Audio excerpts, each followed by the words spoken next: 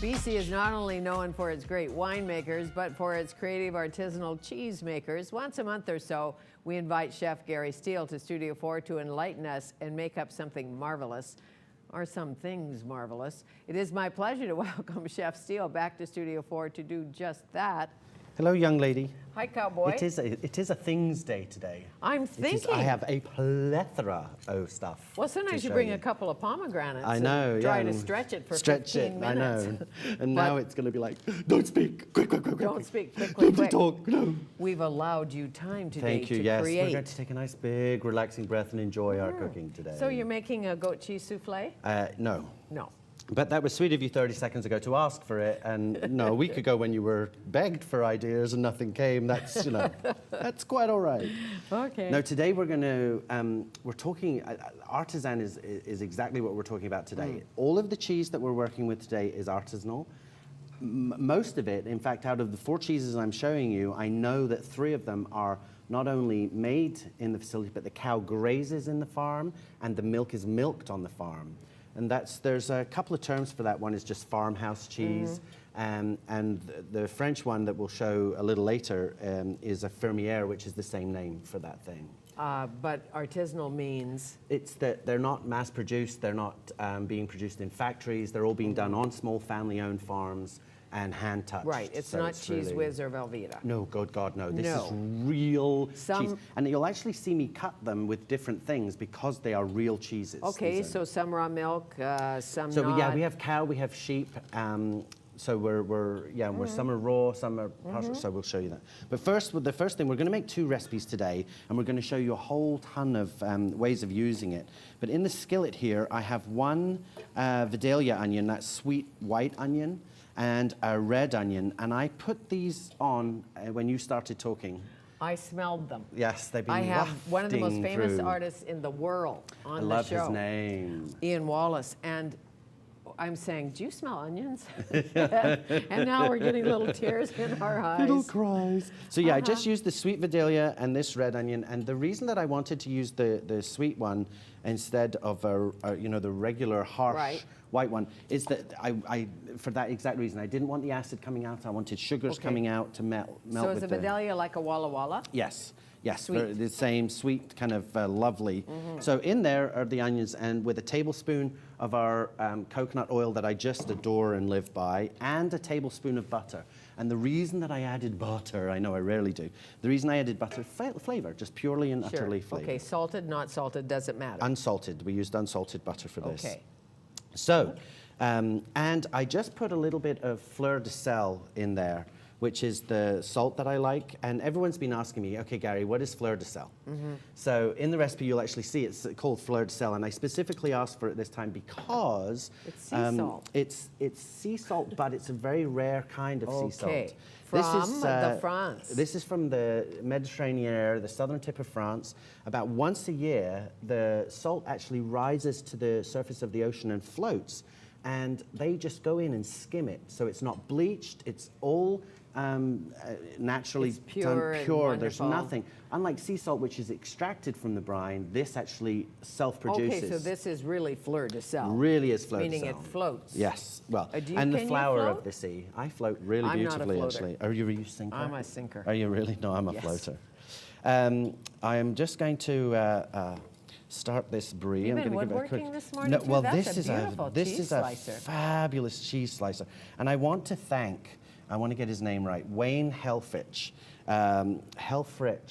Rich. From Walrus? He supplies Walrus with these cheese slicers. Now, what this guy, he's a retired gentleman who is taking time to raise money for Habitat for Humanity and other charities, and he makes these stunning cheese boards available at Walrus on Canby Street, these really beautiful cheese boards. And what is fabulous about them is the wire is a beautiful cheese cutter. Wire cutting is just stunning because he what it also does... makes puzzles. It says right here, I love woodworking and have a woodwork shop where I can make things out of wood. Yep. I've been working on wooden puzzles. It's a labor of love. I'm a retired guy. Yep. And $10,000 for Habitat for Humanity. Yes, his goal that's is to his raise. goal. Yeah. How great. So go to Walrus and grab these. These are fabulous. What I love about Walrus as well, an excellent shop. A lot of really fabulous artisan work, international, from all over the Very world, really gorgeous.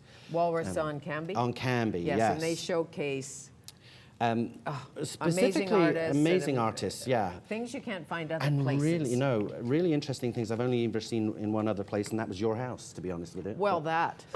The conversation pieces. Conversation Or were you pieces. talking about the dust balls? No, the silver dripping down your wall. Oh, the silver. That's an art piece. I buy art rather than Yes, chairs. yeah, than sit. I Yes, know. I noticed that when I was over. I know. There's nowhere to sit, but we No, have art on but the it wall. looks pretty. Yeah, it looks really pretty. Okay, so in our skillet, the onions have caramelized down. They've cooked for their 40 minutes. I'm going to add the brie from Little Qualicum. Now, this brie was just awarded the gold medal. It's best in class in Canada at the It's Cheese Grand beautiful Prix. brie, I can tell. It's a stunning brie. Really, really cool family. The couple that Clark and Nancy Gourlay, who own and run Little Qualicum Cheese Works, lived in Switzerland for a while and really loved the Swiss style of cheeses, and came back and have started producing these hand-rubbed cheeses that are very alpine in their look and texture. Their brie is very famous, so I created this recipe this week for them.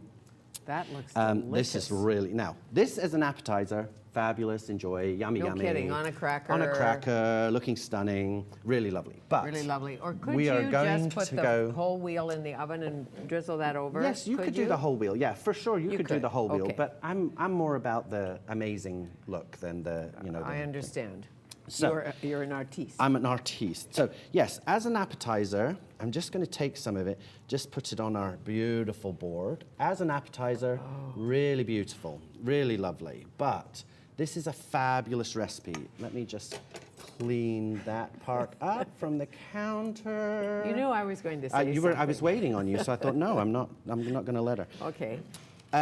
Saturday evening, light glass of wine, fresh cooked pasta. We're going to take a little bit of stock, just plain vegetable stock, and I mean a tiny bit, 2-3 tablespoons of stock. You spilled that I too. did, because when I went to get a jug this morning, there was no jugs. I see, so- Could she pick on anything else? No, you can put vegetable stock in a beer glass. We Yeah, don't care. it doesn't matter. No, First it's thing fine. David said to me this morning, he says, I noticed on the recipe you were going to talk about cheese and beer. Did you take beer out of my fridge? I went, no, I would never do that, my dad. Never. Never. So a little bit So of that's vegetable just stock vegetable stock. into the onions and the yum. brie, into the pasta. Ooh.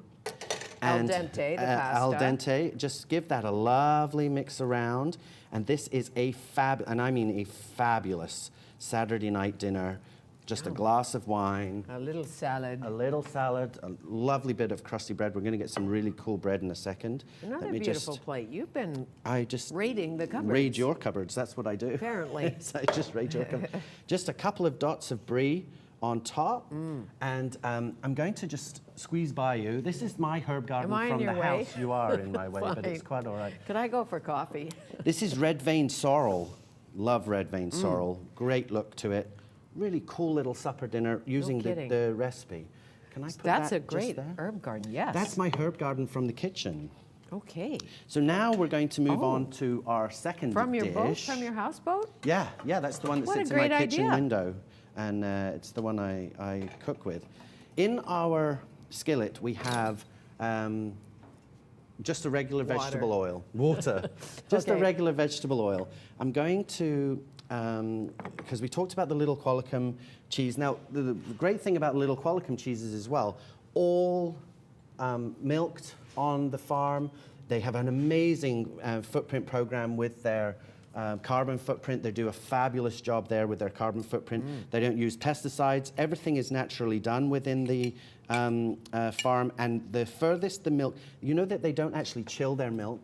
The milk travels 150 feet from their where they're milked great. to the cheese vat. Well, you and know, that's cheese it. isn't dead. No. You don't even have to No. keep cheese in the No. refrigerator. It's not No. like you wrap it and slab it. No. It's living and lovely. Really, and yeah, it's really good. I like stinky cheese. Yeah, I love stinky. Well, I have a blue that I'm going to show you in just a few. Now that's not cheese. No, these are scallops. Just coating them in a little bit of buttermilk. I was going to coat them with egg and do them that way. And I was at Whole Foods yesterday. You know, we just adore the Whole Foods people. Right. And the girl at the till said to me, well, you know, the boys in the fish department said use buttermilk. It's got a really denser, gluier. And I thought, what a good clever idea. I never thought. So I totally went and got the buttermilk and did that, and changed it from egg to buttermilk. And I have to tell you, I love it. But these scallops will be super Now, quick. that's a great tip, buttermilk. Yeah, And could you do buttermilk. that with any fish? Yeah, any Why fish. not? And it's just really got a much higher fat content, so it's going to adhere the panko to the scallop just a little bit. And this is Right. a panko crumb, just a regular Whole Foods panko crumb. From Japan, is that what that means? Yes, and Panko it's crumbs. They're lighter. Yes, the style of crumb. You know, Whole Foods does such an Am I amazing supposed to job be with helping? them. No, you're You've not only meant to be got helping. 5 minutes. We're I'm doing just starting to beautifully. get worried. Are you panicking? We're fine. No, I never So we're just going to panic. drop our scallops into our oil, and we're going to fry these really quickly in the panko for 3 minutes maximum. We're not really going to take very much time with them at all. Okay. And while they're cooking, we're going to, this is a really cool Do you thing. like our kitchen? I love the kitchen. We're getting a new one eventually. The Shaw This is kitchen? a fabulous bread, Fanny. Right. I want to talk about this bread. We're going to use it Okay. in just a second.